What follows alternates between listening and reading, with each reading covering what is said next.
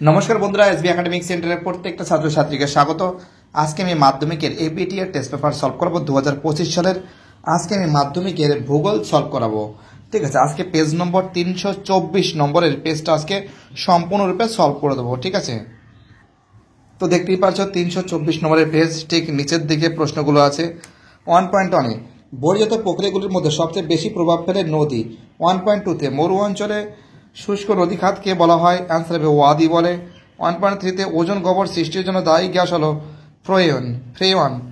1.4-এ Rocky পার্বত্য অঞ্চলে প্রবাহিত শীতল স্থানে বায়ু হলো মিস্ট্রাল। পরের প্রশ্ন 1.5-এ মোজাম্বিক ও কি বলেছে মাদাগাস্কার স্রোতের মিলনে হয়, অ্যান্সার হবে খয়ের অ্যান্সার আগুলহাস।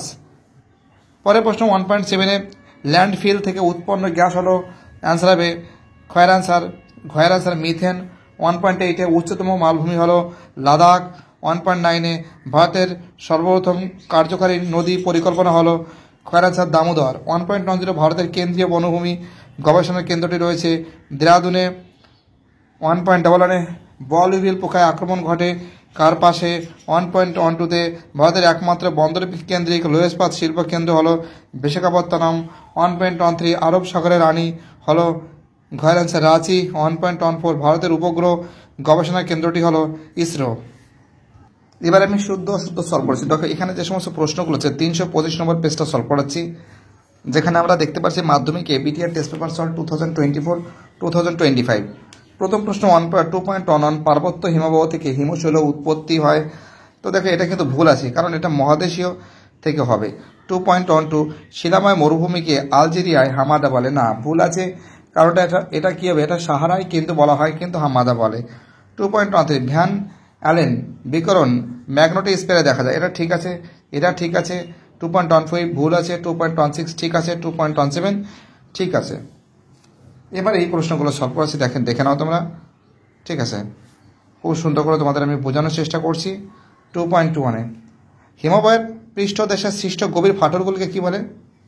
ক্রেভাস বলে। কি বলে? ক্রেভাস। 2.22 পর্বতের ঢাল বরাবর প্রবাহিত নিম্নগামী শীতল বায়ুকে কি বলে? ক্যাটাবেটিক বায়ু। কি বলে? ক্যাটাবেটিক বায়ু। 2.23-তে বায়ুর চাপ ড্যাশ এককে মাপা হয়, অ্যান্সার হবে মিলিবার। 2.24 ডরগাস ব্যাংক মগ্নচড়া ড্যাশ সাগরে সৃষ্টি হয়েছে, উত্তর সাগরে। 2.25 ড্যাশ দূষণের ফলে মিনামাটা রোগ হয়, পারদ। 2.26 ড্যাশ চাষে রেটুন প্রথা প্রয়োগ করা হয়, ইক্ষু চাষে।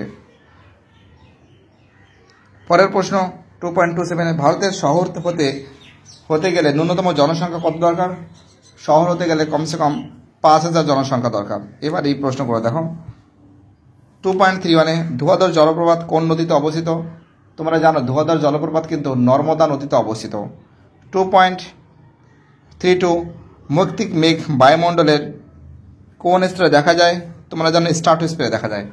মৌক্তিক মেঘ বায়ুমণ্ডলের স্ট্রাটোস্ফিয়ারে দেখা যায়। 2.33 হিমপ্রাচীর কোন কি বলেছে মহাসাগরে দেখা যায়? হিমপ্রাচীর দেখা যায় আটলান্টিক মহাসাগরে। 2.34 ভারতের বৃহত্তম অঙ্গরাজ্যের নাম কি? তোমরা জানো যে ভারতের বৃহত্তম অঙ্গরাজ্যের নাম হলো রাজস্থান। 2.35 পশ্চিম ঝঞ্ঝার উৎপত্তিস্থল কোথায়? তোমরা জানো পশ্চিমী ঝঞ্ঝার উৎপত্তিস্থল হলো ভূমধ্য সাগরে। 2.36 ভারতের একক বৃহত্তম শিল্প কোনটি? অ্যান্সার হবে কার্পাস। ভারতের একক বৃহত্তম শিল্পের নাম কি? কার্পাস। 2.37 মহাকাশে কৃত্রিম উপগ্রহ যেখানে রাখা হয়, তো দেখো এর অ্যান্সার হবে প্ল্যাটফর্ম। কি রাখা হয়? মহাকাশে কৃত্রিম উপগ্রহ যেখানে রাখা হয় তাকে কি বলে? প্ল্যাটফর্ম বলে। 2.38 ভারতের সর্বাধিক জনঘনত্ব রাজ্য কোনটি? অ্যান্সার হবে বিহার। এবার দেখো উড়িষ্যা চিল্কা হবে, নীলগিরি হবে, ডুডাবেট্রা, কেরল হবে ভেম্বনাথ এবং বরাকর হবে তিলাইয়া।